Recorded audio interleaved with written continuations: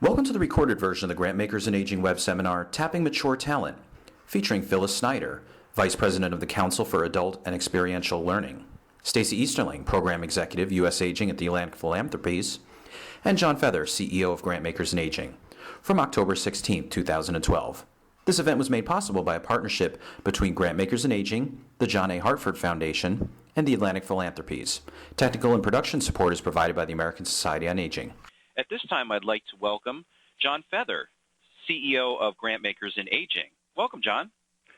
Thanks, Steve, and welcome everyone to this edition of Conversations with GIA. As Steve told you, I'm John Feather. I'm the CEO of Grantmakers and Aging, and I'm delighted that so many of you have taken time today to join us. Before we start, I want to thank the John A. Hartford Foundation of New York for providing continuing support for this webinar series, and to the Atlantic Philanthropies for their co-sponsorship of today's session. I also want to thank the expert team at the American Society on Aging for providing technical and production support for the series. On to today's topic then. The number of adults 55 and older who participate in the labor force is expected to rise by 43% by the year 2020. Even as the labor force participation rate for every other age group under the age of 55 will decline during the same period. Yet we know that for many in this age group, particularly low-skilled workers, the search for a job continues to be a huge challenge. They face many of the same obstacles as do younger job seekers, but they also face barriers unique to this age group. With the support from the Atlantic Philanthropies, the Council for Adult and Experiential Learning, or CAEL, has spent the last 3 years working with 10 sites across the country to develop strategies to help older workers overcome these obstacles and to change the perceptions and practices of business, higher education, and the public workforce system towards older adults. We are very grateful today and glad to have two experts with us to talk about this important issues and the way in which local and national philanthropy can be involved. Joining us is Phyllis Snyder, who's the Vice President of CAEL in Philadelphia, and Stacey Easterling, who is Program Executive, U.S. Aging at the Atlantic Philanthropies in New York City. Welcome, Phyllis and Stacey. Thanks, John. Phyllis, let's start with you. Could you tell us a little bit about how this program began and what its goals are? Sure, and thanks again, John, for having us both here today. This program evolved from discussions that were going on between Atlantic Philanthropies and CAEL. We both realized that there was a need to help unemployed older adults, particularly lower income older adults, who often had lacked extensive work experience. What we saw from the statistics was that older adults were often unemployed for far longer periods of time and needed help in retooling, and we needed to develop a model that would help them get back to work. We brought the idea to the Department of Labor, and it was jointly funded by both Atlantic Philanthropies and the Department of Labor. Okay, and what were its objectives? The objectives were to create models that would address the particular needs that older adults had in returning to the workforce. They shared many of the same kinds of challenges that anyone who is unemployed faces. But in addition, because they were older, because we still have a lot of bias in society towards older adults, and because many of them had skills that were out of date, we knew that we needed to have a model to help them that was tailored to their particular needs. Stacey, before we go to the specifics of what happened in each of these locations, could you tell us about why the Atlantic Philanthropies chose to be involved and what you think it tells us about the role of philanthropy in projects like this? Sure, John. Well, there were several reasons that Atlantic got involved.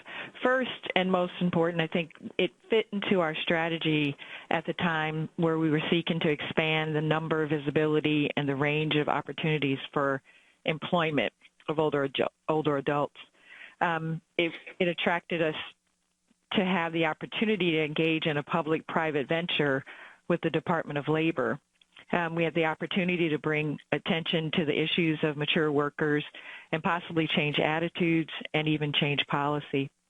And then a fairly important reason we think, too, is that it was a good value.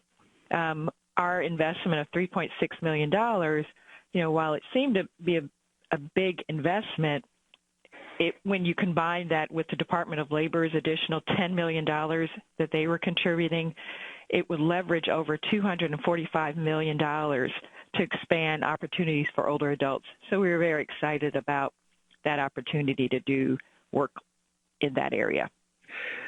I will probably ask you this again at the end, Stacey, but are you seeing greater interest on the part of philanthropy in the area of workforce and older adults?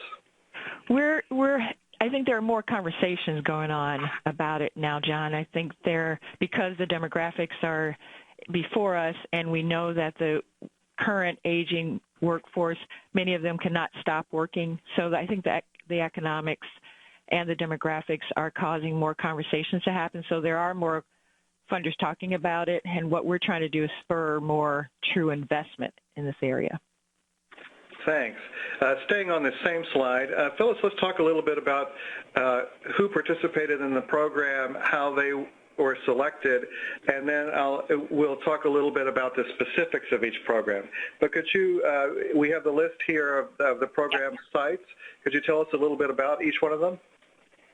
Sure, and I also want to begin by saying a little bit about the selection process itself, John, because that was managed by the Department of Labor. It was a competitive process, and sites had to apply as they do for any Department of Labor effort.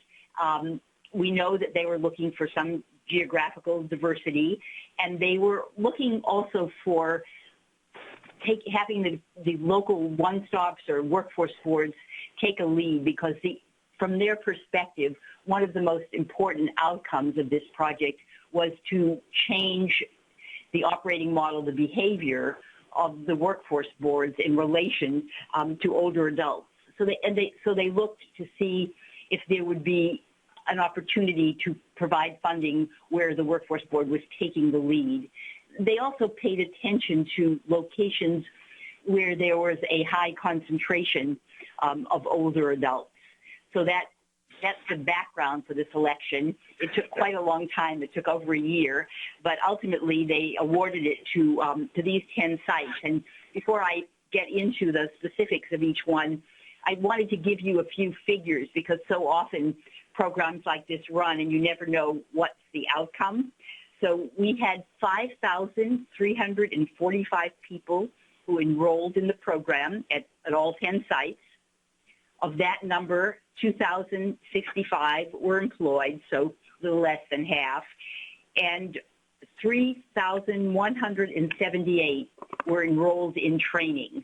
And of some subset of that was the group that was employed. But in many sites, the program operators recognized how important it was for older adults who are in this position to get some additional education training, usually of short duration, but often to help them become more current in their skills, to be prepared to go out and to be competitive in the labor market. So that's why we also collected data on the enrollment and training. So as you can see, the sites were pretty much all over the country, and several of them were sites that had some experience already developing models with this population, which made them really able to get started from the beginning. So in that category, the first one you see, the Tecumseh Area Partnership, had been working in this area for a while, and they had a very robust program, and that was one of the ones that I alluded to was run by the workforce system. And we'll talk about later about one of the innovations that they introduced to the program. There was a Louisiana program which had extremely good enrollment, a lot of need in that area.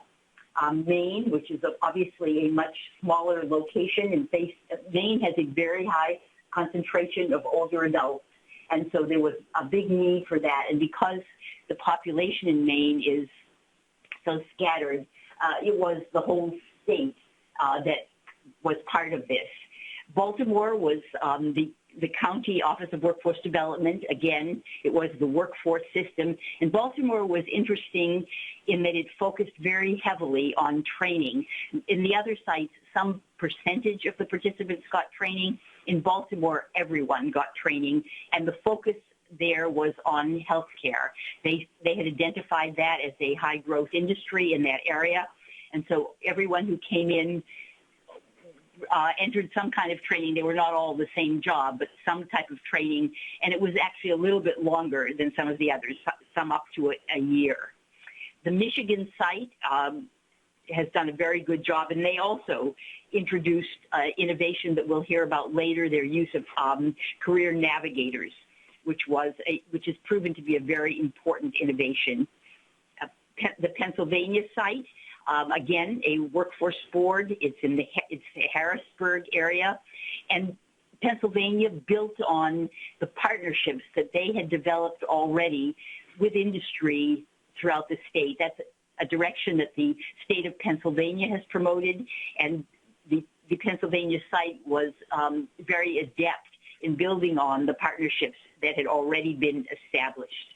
So you'll see in Texas, the operating agency was not a workforce board. It was Goodwill Industries, which is an organization that has a lot of experience in this area, and they also did an excellent job, and it was important for us to be able to view the differences between having a workforce board be the lead agency and have an organization that was not a workforce board. And the next organization, Vermont Associates, again, a not-for-profit organization that has been running older adult programs in Vermont, also running the CSEP program for a number of years. So they came to it just like Indiana with a good background in this area.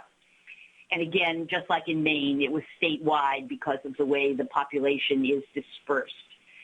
Seattle King County focused very heavily on the IT industry. They had developed a partnership with IBM. They had a curriculum they used from them, and that proved to be a good direction for them to go. And finally, the Fox Valley Workforce Development Board, we had less contact with them than with the other sites. There was some change there, but we have managed to stay in contact and to collect their data as well. Just to clarify one thing, because not everyone on our call today is going to be familiar with workforce development issues, but when you say a workforce board, could you explain a little bit what that means? Sure. Oh, thank you, John. I so easily fall into the lingo and the shortcuts, so thanks for stopping me there. So when the federal government disperses money, the Department of Labor, to help people who are unemployed, they work through first the state and then through localities, and the money is managed at the local level by what's called a workforce board, and the operation often happens through a one-stop center. So they receive the funding from the state to address the needs of the unemployed people in that region. Phyllis, if you tell us a little bit about how tapping mature talent worked and how it was different from other programs and what difference it's made. Great. And you'll see that there'll be a succession of 3 slides, and this is the first of those 3. In this case, what I want to talk about is the impact on the participants. The subsequent slides will show for the system and for business. So this one for participants, I said before that older adults face many of the same issues that unemployed people everywhere face, but they have some issues that are unique to them. And one of the things we worked very hard with our sites to do, and they made many innovations in this area, is to find ways to address those unique issues and to help the older adults become competitive again. And one of the first things that they learned, and I think our Houston site was a real leader in this area, that they needed to acknowledge the despair and the frustration frustration that many of these unemployed adults were feeling. They could not move on and begin their training, begin their search for a job until they were able to acknowledge their feelings and to get through that. So they developed a workshop called Yes You Can, which helped to make that transition from despair to a positive outlook. And you see the second point that I make is around computer training. So it's not just about turning on the computer and sending email. Many of the participants could do that. But where we saw a gap and where we developed programs in a number of the sites is helping them to understand that the whole job search process has become a different one. You no longer open the paper and look at the want ads. You need to connect through your social networks. You need to apply online. And many of those steps, which many of us and many younger people just take for granted, they've never known anything else, those who are foreign to people who have not had to look for a job in 25 years. So taking them through that process, helping them to understand how to reach out to others, to use the connections that they have to identify new job opportunities, that was a very important component in a number of sites. And then because many of them had worked only in one industry, and that industry had often shrunk and there were no more jobs in that area, they had to start thinking about where should they be looking, what made sense in terms of their geography, what were the high growth industries, but also being mindful of where did their interests lie. So a good part of our efforts was helping them to assess what the opportunities are and then to direct them to those job categories and industries that were a good match for their skills and what was happening in their local environment. Before we move on to the next part, let me ask you about the training programs. You already referenced that there's some differences between them, but typically what did the training look like? How long was it? Things like, did they receive a certificate or other kind of Sure. qualification thing? Sure, no, that's a great question, and we were very focused on trying, if possible, for them to get some kind of a credential, and often it was, just as you said, John, a certificate, because we live in a society where that is the way that an employer knows that someone has the skills he or she is looking for. So we, in almost every case, made sure that even if it was short-term training, 2 or 3 months, that at the culmination, if people were successful, they would receive some type of certificate. So most of them were, as I said, 2 or 3 months. And I mentioned earlier that in Baltimore, the healthcare training was about a year. And in that case, people got more than a certificate. They got a degree. And that's just because of the nature of healthcare. But there was a deliberate effort on the part of the sites to identify jobs where the training, the preparation was shorter, because most, for financial reasons, and also for a willingness to wait that long, most older adults were not interested in entering a training program that was longer than a few months. So we were very careful to look for jobs that would only require that, and frequently many of them brought experience that could be leveraged in preparing for a new job. So we also worked very hard to help identify where might they have prior work experience that would develop competencies that would be attractive to an employer, even if it was in a different industry. And, I think we know that many of the skills that employers regret not finding in younger workforce abound with older workers. So their customer service skills, they have greater patience, they're often able to, they will make a commitment and stay at one employer for a longer time. So all of those qualities, we helped them to recognize, to be able to promote when they were going to talk to employers. So that was also part of the training and preparation that they underwent. So by and large, a lot of the training that they had related to that, but sometimes it was also industry specific and resulted in a certificate, just as John pointed out.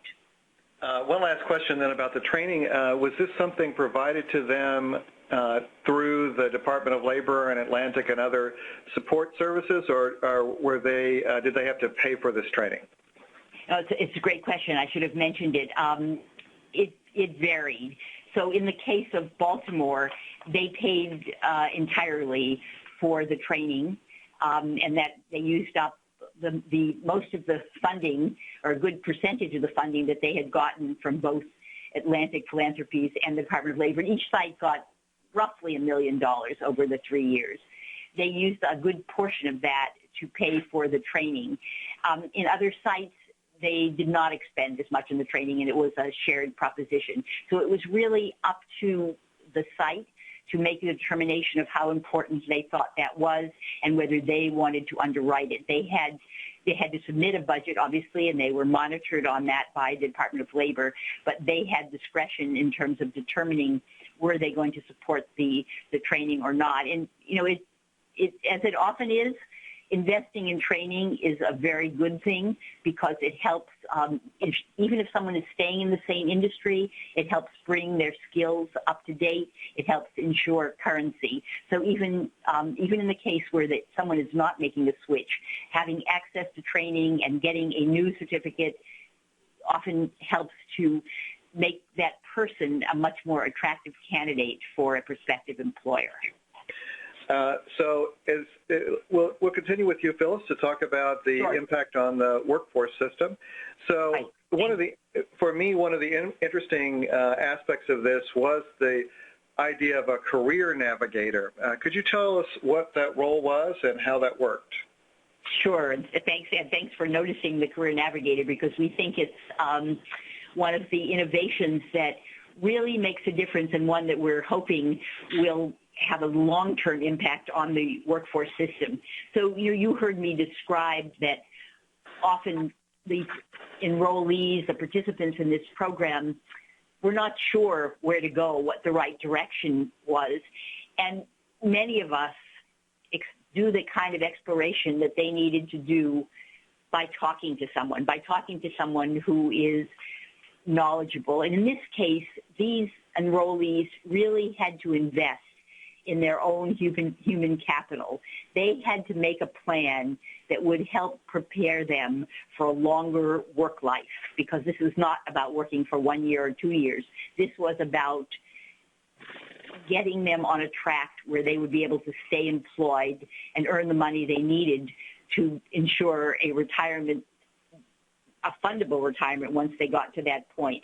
So by being able to talk to someone, in this case we called it a career navigator, who understood the opportunities in local industry, who was well-versed in assessment tools that help people figure out what it is that they like to do, should be doing, and who was practiced in understanding the particular challenges and issues of older adults, that enabled the participants to get the guidance and the information they needed to get started. Essentially, it really opened the door for them to this next phase of their life. And CAEL has actually developed a program to certify people who want to work with older adults to get the specific credentials that they need. And just as we said for the participants, they also get a certification that says that they have those skills. But building that into the program, and not every site did it, but the majority of them chose to have someone like this be part of the program and to spend time working with them. Many times, if someone would come into the regular workforce system, there isn't anyone there who can help them. So by having a special person assigned to this program, trained to work with older adults, we found that it really helped to accelerate and strengthen their search process and looking for a job. So that's the career and we call them career navigators. And in part, we use that terminology because they do help navigate, but we also know that when you use the word counselor sometimes, it has a negative connotation for people. And navigator is, we think, very positive, very forward-looking. So we're very intentional about using that word.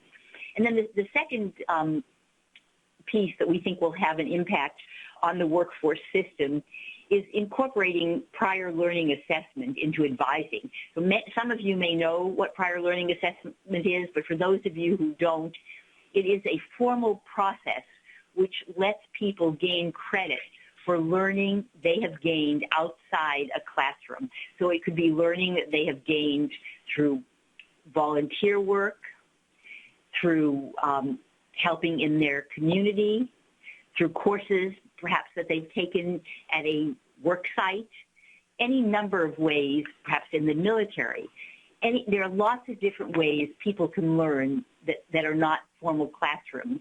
And this is a process that has been developed and that allows people to take a test, to develop a portfolio, and if they're successful, they can get credit. And for older adults who have often a wealth of learning from this prior experience, it's a way for them to accelerate their progress towards some kind of a certificate or a degree, and it's very important in strengthening their desire to get it and to shorten the time that it would take them to gain a new credential. So it's something that CAEL does, and we worked with the sites to help them incorporate this into their work, and we think it's a very important component for the workforce system.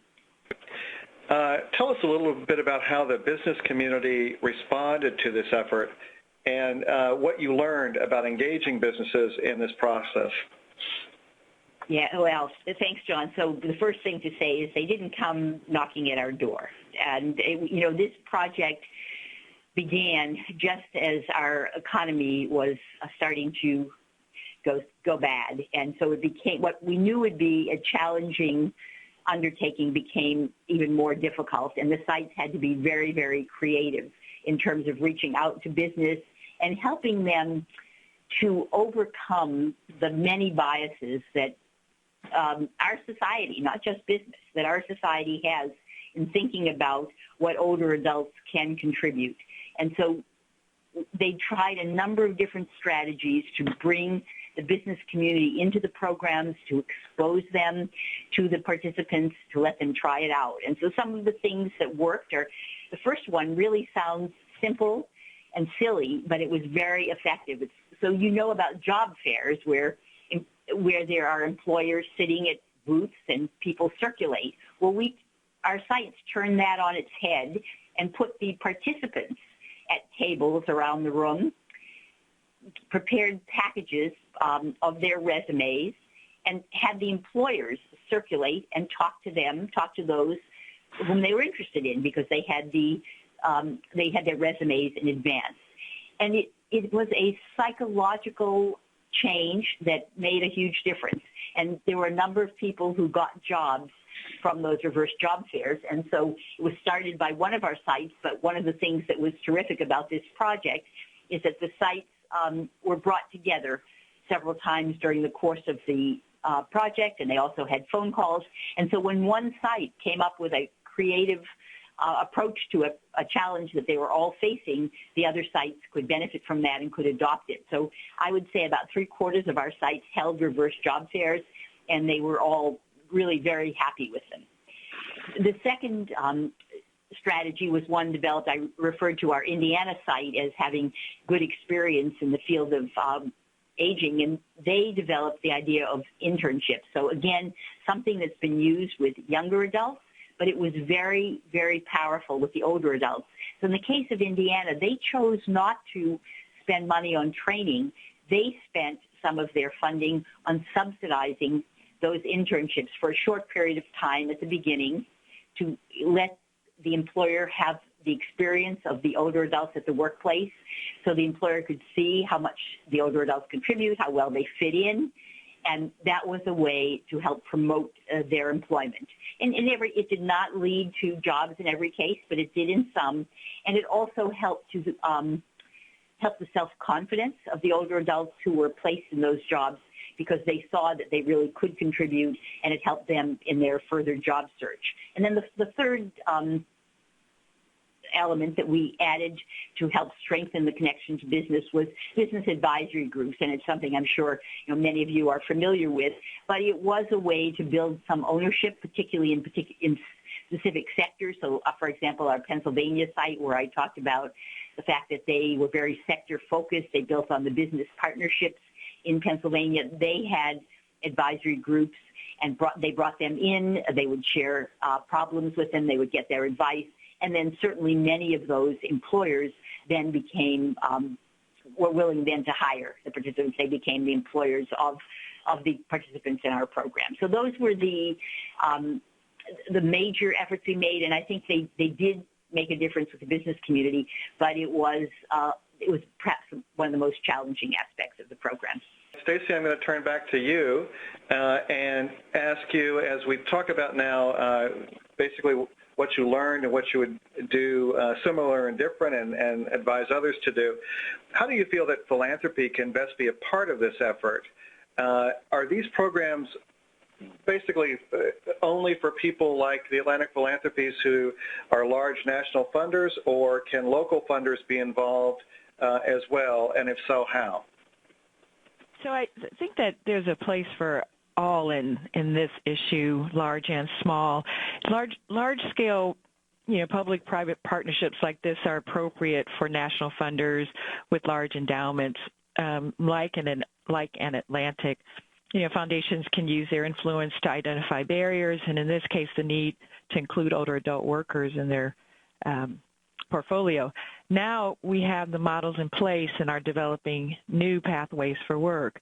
The next logical step in here is to engage local philanthropy to implement at the state and municipal level, highlighting the challenges that are not always obvious at the national level. We know that most innovations happen at the local level, and local philanthropy has a very important role to play in adapting these lessons learned in national models down to their communities. Funders can consider starting small and, for example, asking their grant applicants how they are including mature workers in their projects, sending that signal that this is a priority issue, and then maybe moving on to funding efforts that support the recruitment and retention of mature workers in their communities, support career development supports, and even flexible work options in the future. All right, thank you. Phyllis, if we could turn to you to talk about some of the policy recommendations you have from this work. What did you learn, and what would you recommend to others? Sure. Thanks, John. Well, I'd say there's one underlying message that we really feel came out of this, and then some specifics. And I'd say that the underlying or the overarching, whichever way we want to put it, is that the reemployment of older adults is really fundamental to the continuing growth of our economy.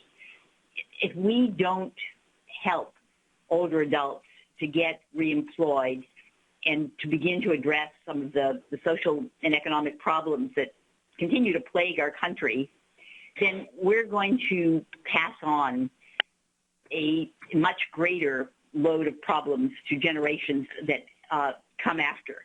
So the need for people to continue to be employed, and rather than to be taking from the government, but to be contributing when they're 65, 70, 75, if we don't enable that, and if we don't develop strategies for helping that to happen, we are at risk of doing serious harm to our economy. So I think that for us was the most striking message coming out of it. And so related to that are the recommendations. We made three sort of categories of policy recommendations. And one is just to raise the awareness of the importance of these messages, raise the awareness that older adults are a valuable asset, that they can continue to contribute, and they must continue to contribute, and that we cannot go forward. That we need, and the second one being that we need change to enable that to happen, that the way our policies are constructed right now, they serve often to provide barriers to older adults rather than supports.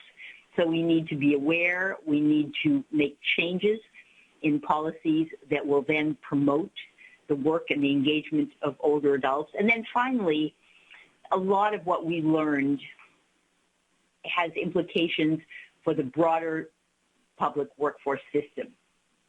We need to change conditions for older adults, but we also need to change conditions for all people who are unemployed. And some of the innovations that we promoted as part of this program that we're trying to infuse into the system will really serve to benefit anyone who comes to a local public workforce system, is looking for a new job.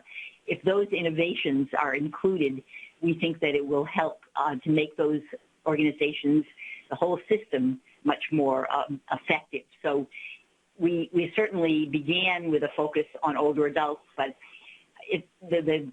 certainly the lesson for us, and we hope that others will take away, is that the innovation has profound implications across all age ranges.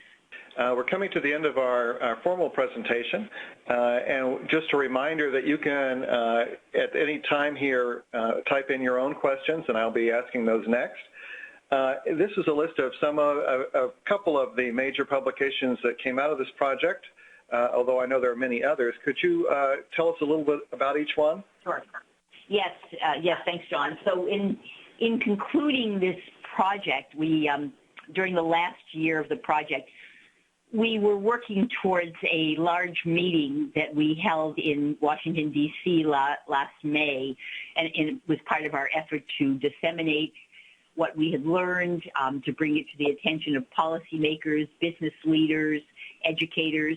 And in preparing for that meeting, we commissioned 4 reports by researchers throughout the country on topics that we thought were important and that related to ensuring success of older adults in the workforce system. So one focused solely on changes that need to happen within the workforce system. Another was on helping to identify where jobs will be for mature workers.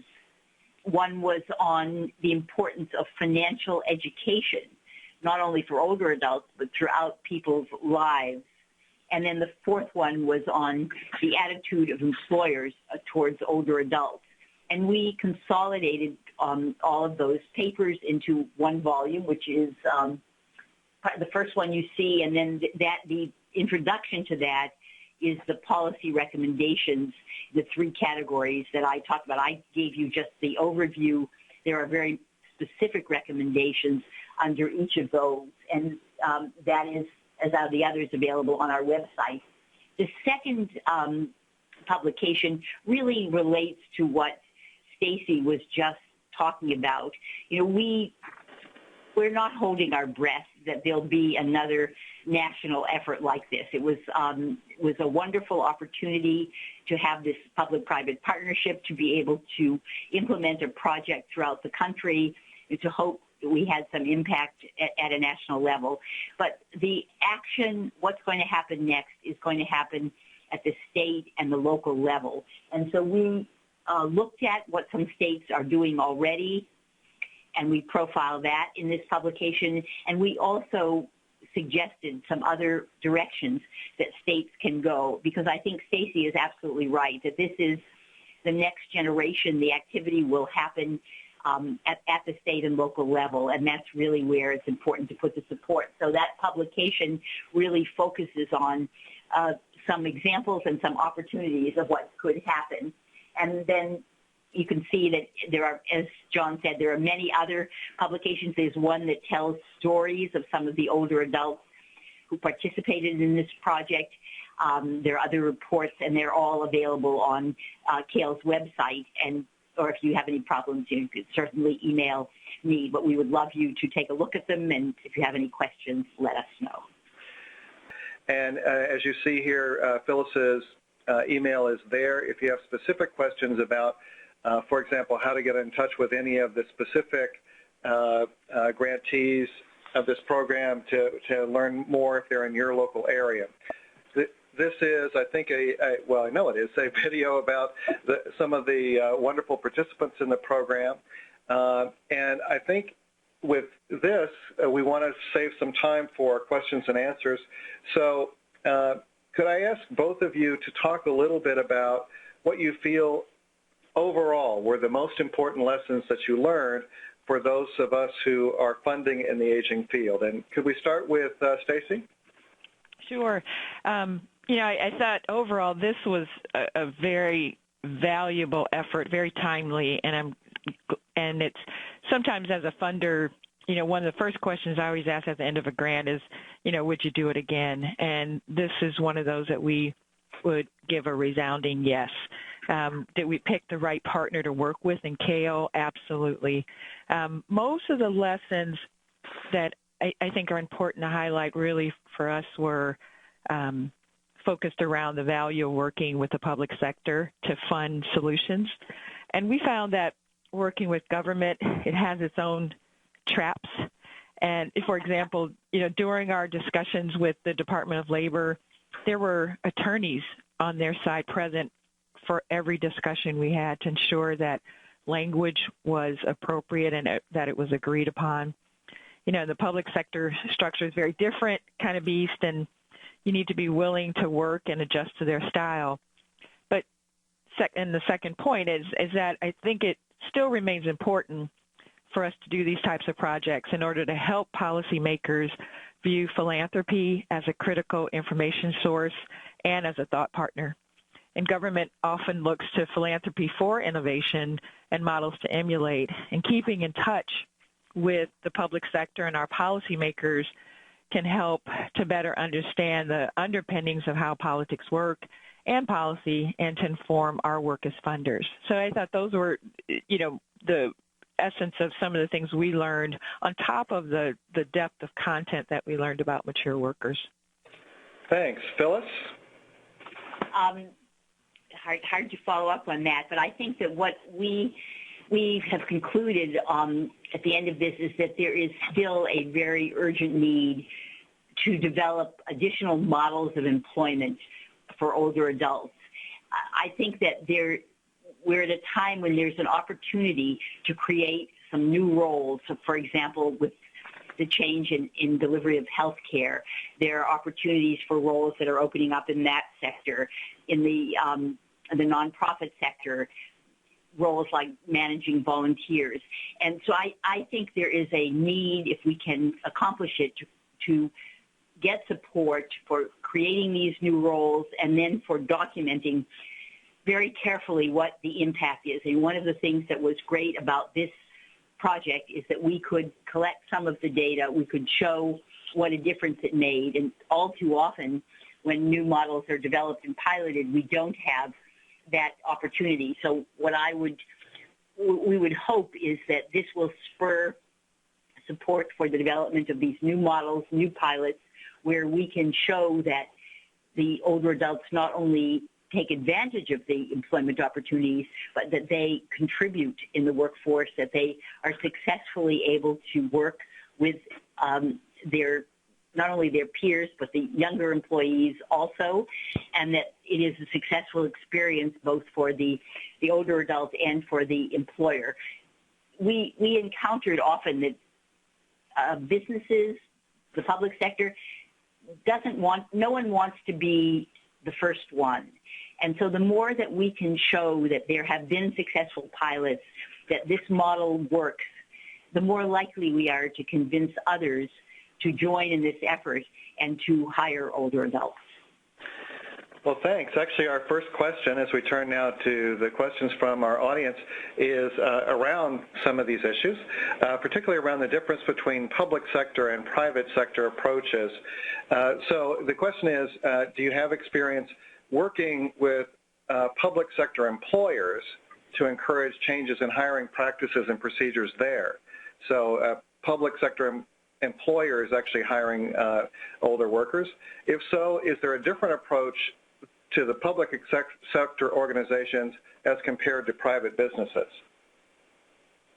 It's a great question. I'm trying to remember if any of our sites place people in the public sector. I know for certain that the organization that ran our Vermont site, Vermont Associates in Training, has worked with HUD, the Department of Housing and Urban Development, to employ older adults there, and it has been very successful.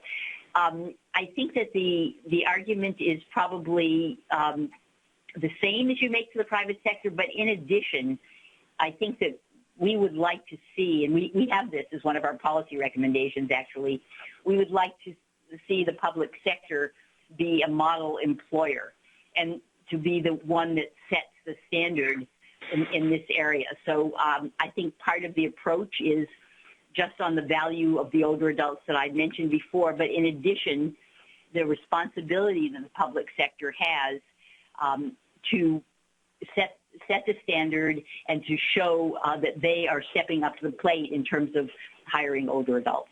So that would be, but Stacey, you probably have some other insight into this. Well, actually, I was going to defer to you because I don't know that we've had any examples that we funded with the private sector. So I don't know of other examples. Okay. Thank you.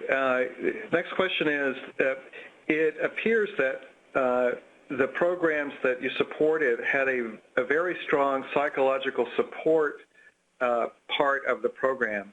Was that, trying to summarize here, was that a surprise to you that was a necessary thing, or was that part integral to the design? And do you think most programs have that much psychological support built into them? I can answer the last question immediately. No, the answer, no, they don't. I think we expected it. I think we were surprised, just as you said, that it was such a critical piece. But it was, and I think it was very key to the ability of people to move on and to then be successful. You know, I alluded to the Yes You Can workshops that our Houston site developed, and that was almost, I want to say it was almost like a cleansing experience for the participants, where they could come in, they could share the frustration, the anger, the disappointment that they had felt, and once they had done that, were able to then focus on what was necessary. I think we often give short shrift to that, and it wasn't that it went on forever. It was just probably a couple of weeks that they did that, and then they were moving on. But doing that meant that the rest of what we were able to offer to the participants was that much more effective. But you're absolutely right. I don't think in general it is something that programs either are funded or are able to build in. All right. The next question starts with a wonderful hypothesis. We wake up tomorrow and the recession is over. And obviously that wasn't the case for this program, but how would the program be different, do you think, if the recession were over? Well, the sites would love this question. I think that it still would have been challenging to enlist the business community in hiring people because of what I've said, in the biases that many have. But what would have been different is that hiring in general would have been more robust. And so I believe that we would have been able to, with the same tactics that we use, the same strategies, we would have more quickly been able to get people employed. And so, for example, in some of the cases where a participant did an internship, the employer may not have hired them at the end because he or she really didn't have the money for a new position. I think in some of those cases, it would have been an easier sell. So the resistance would have been there, but the number of jobs available overall, I believe, would have been greater, and that would have enabled us to more rapidly place people, and ideally more participants would have gotten jobs. And I think also business might have been more receptive to engaging with us if they knew that they were hiring. They might have been more willing to consider this as another part of their labor pool, people who have perhaps some specific skills that they're looking for, and they then might have been able to look at them. But if they weren't hiring at all, it didn't matter what skills the older adults had. Stacey, let me put that question to you in a slightly different context. Do you think that the economic difficulties make this an easier thing to sell to philanthropy, or is it harder because everybody's local needs and national needs are so great right now? I think it made it harder because just the competition for jobs became tighter, and I think what happened is that there's still this pervasive perception and attitude shift that needs to happen about the value of older adult workers, and that they do need to continue to be and are a contributing part of our workforce. So I think it complicated it. When we started this strategy, we were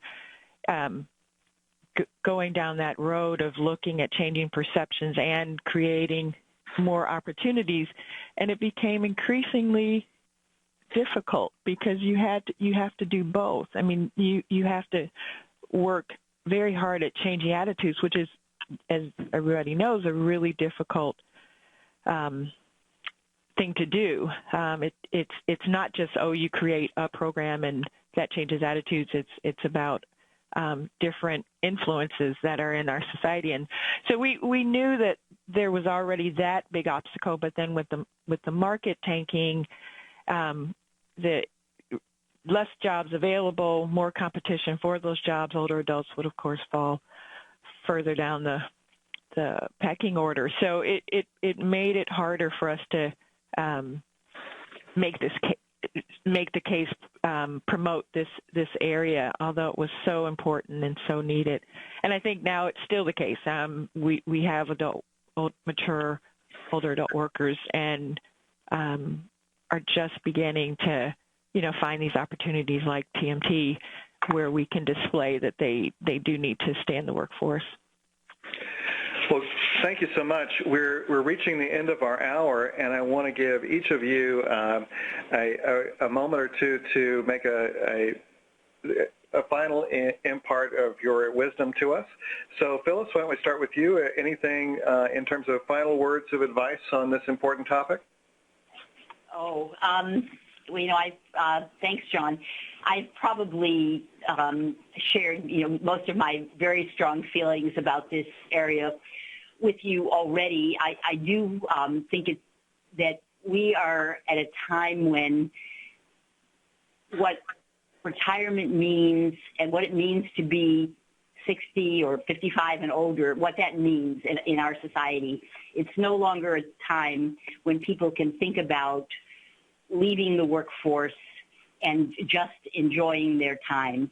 I think we have crossed to a period of time when the expectation is that we will need to continue working much longer. And it's not that it should always be a burden. For many people, that's very positive.